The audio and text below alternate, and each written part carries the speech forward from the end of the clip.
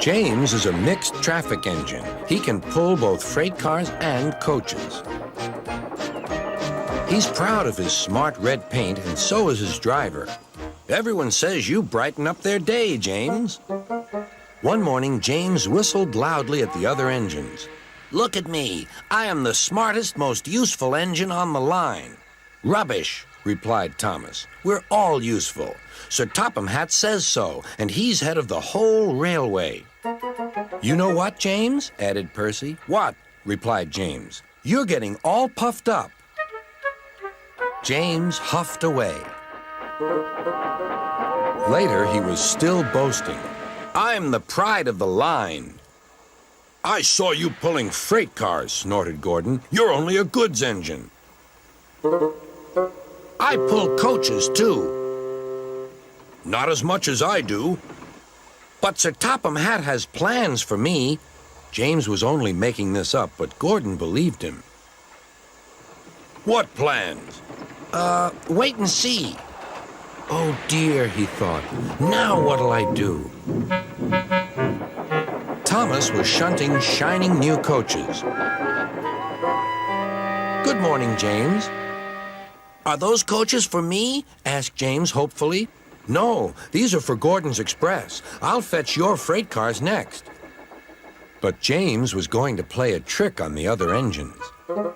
Actually, Thomas, I'm taking the coaches. Sir Topham Hatt asked me to tell you. What about the cars? Asked Thomas. Give them to Gordon. Come on, Thomas, said his driver. Orders are orders. So when James's driver returned, James was coupled to the coaches and he puffed away.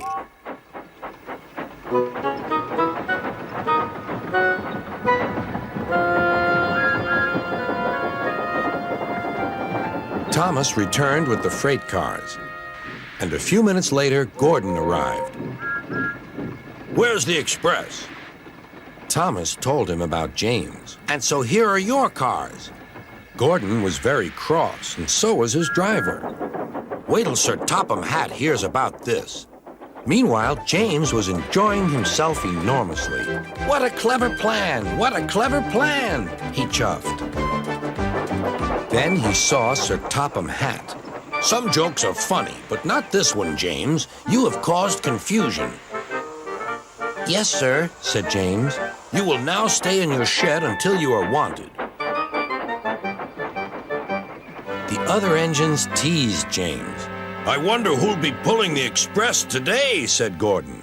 I expect it'll be you, replied Henry. James is stuck in the shed for being silly. James felt sad. Next morning, he went back to work. Hello, whistled Thomas. Good to see you out and about again. I'm sorry I tricked you, said James. Are these my cars? Yes, replied Thomas kindly. They are pleased to have you back. James set off to the harbor with his train of freight cars. He bustled about all day, pushing and pulling them into place.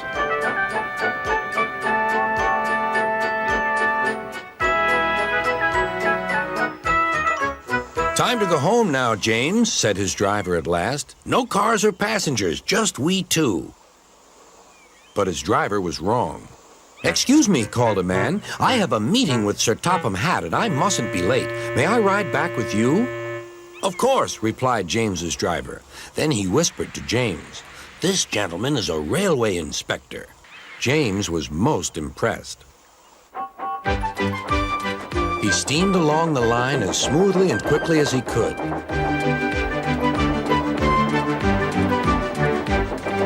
Sir Topham Hatt was waiting on the platform, and the railway inspector greeted him warmly. This clever engine gave me a splendid ride. You must be proud of him. Yes, indeed. Once again, you are a really useful engine.